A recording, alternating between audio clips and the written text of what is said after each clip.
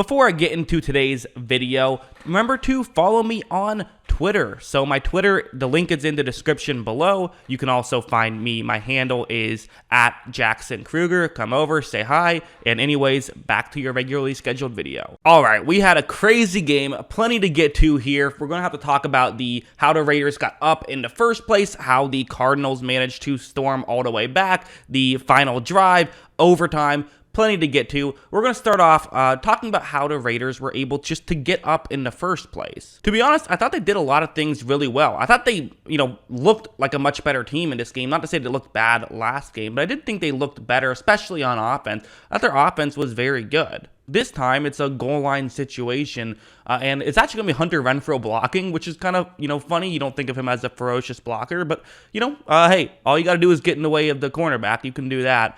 And you have Davante Adams, who's going to run just a quick route. It's essentially just a pick play. And keep in mind, you are allowed to create contact within 1 yard of the line of scrimmage. So as long as Renfrow isn't blocking into the end zone, it's not going to be pass interference. So look, right when this play begins, you see that right here, Davante Adams is looking to be open. There's a safety who can come in and try to make this play, but he has to make this read impossibly quick to really have a chance to make this play, especially with how quick Davante Adams is and how well he can run his route. They're pretty much in a great situation. This is one of the more unstoppable plays in football. Green Bay ran it a ton when he was there, and now Las Vegas taking full advantage of having number 17 on their football team. Watch, Carr hits it. Adams easily gets into the end zone and even has the wherewithal to not actually throw the ball, through the goalpost. That's a penalty if you throw it through there, because one guy did it once and then caused the goalpost to move and had to delay the game to get the goalpost right back up. So, great stuff all around by Davante Adams. And then stuff like this. So Arizona, last week against Kansas City, they did a lot of sort of like these crazy sort of zone blitzes, or like they would fake as though it's a blitz, but then have defensive tackles drop back on the coverage. None of that really worked out too well. So they pulled back on that.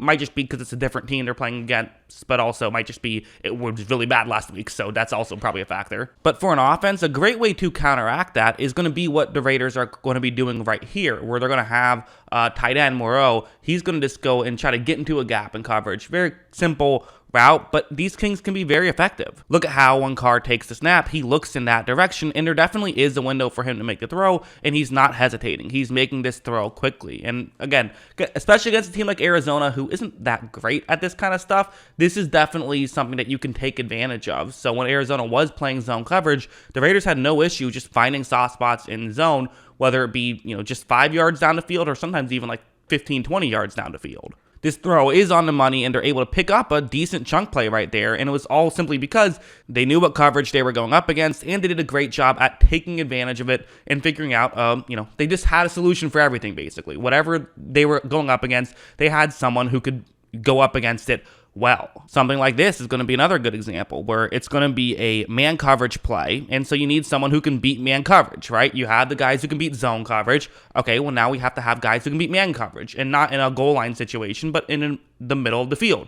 What are you going to do here? So Carr takes the snap. Carr is going to look over the middle, and you see right here, this is what Hunter Renfrow is made for, is winning against this type of coverage, but especially when, he's going up against a linebacker. I mean, this is just a massive mismatch. Arizona should not be putting their linebackers in this situation where you're getting tasked with covering Renfrow one-on-one. That's just not what you want to have happen at all. So watch how Carr takes advantage, hits Renfrow, and they're able to pick up a big gain on that one. You could sit here and say, how much credit do we give the Raiders for that? It's yes, a very good wide receiver, but it's a very good wide receiver going up against a linebacker. That's more Cardinals being stupid than it is Raiders being smart. But what I always say is the smart teams are the one that take advantage of their opponents being stupid. But then all of a sudden, here comes the Cardinals. It felt like the Raiders really were dominating, but not entirely on the scoreboard. They still were dominating on the scoreboard, but they weren't totally dominating. It was one of those games where I felt like their play was a lot more than just being up 2 scores, but the score was still just 16 points. This play helped to make it 8 points, where it's going to actually be a great Hollywood Brown play. Part of what we figured was that, okay, is Hollywood Brown worth a first-round pick? Probably not, but he is probably going to be a lot better in this system and with his relationship with Kyler Murray, and you're going to see that here. So first things to note, it's going to be a one-on-one matchup deep down the field. There is a safety deep, but he's closer towards the middle of the field right now. He won't really have time to get over. And so watch how when Kyler does look in that direction, I mean, he's making this throw. Hollywood Brown is not open. Like, he's trusting that Brown is going to win this matchup on a 4th down and 4. You do have a, underneath route that's a lot more open that he could have taken, but he's going to trust Hollywood Brown, and if they don't get it, it's probably just the game's over right here. However, Kyler makes a great throw. Brown makes a great adjustment. It's not ruled a touchdown. It's ended up ruled down at the 1, but still a fantastic play. Kyler was then able to run into the end zone. He gets them within 2 right here. I mean, again, talk about just complete chaos and all the drama. All of a sudden, all this great work that the Raiders did throughout the most of this video, most of what I was talking about was them doing good. All of a sudden, a 2-point conversion, and the Cardinals are going to tie it. So then here we go. Cardinals down by 2, 2-point conversion.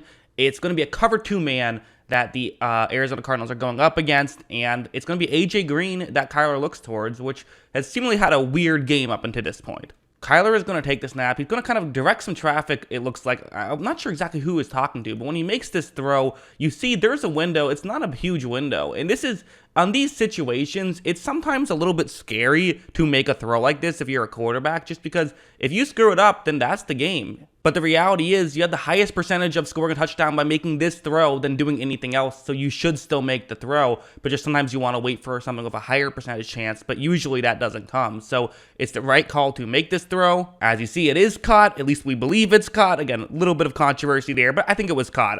Or at least there was no evidence to prove that it wasn't caught. It was ruled a catch on the field. You have to stick with it, is what I think. And all of a sudden, we're going to overtime. And then with a jaw-dropping final play. I could not believe this. I was convinced it was it. The Raiders were going to win. I'm going to have to pause this play a few times so it doesn't get copyright claimed, but I mean, that's just a heartbreaker for the Raiders. They looked like they were about to win the game. They were on the outside of field goal range. It was close. They were looking good. Their offense was looking solid despite the mistakes that the Cardinals weren't able to capitalize on. And then a scoop and score touchdown. Unbelievable. Just an unbelievable play. Great play by both of the guys who made it. And yeah, Cardinals win. Cardinals are not dead yet. What a comeback. The Cardinals are, I was very hard on them earlier on in this video, but they probably feel pretty good right now. Cardinals fans, must be just an incredible win. So yeah, that's what I think. What do you guys think? Let me know in the comments below. Always love hearing from you. And of course, as always, thanks for watching.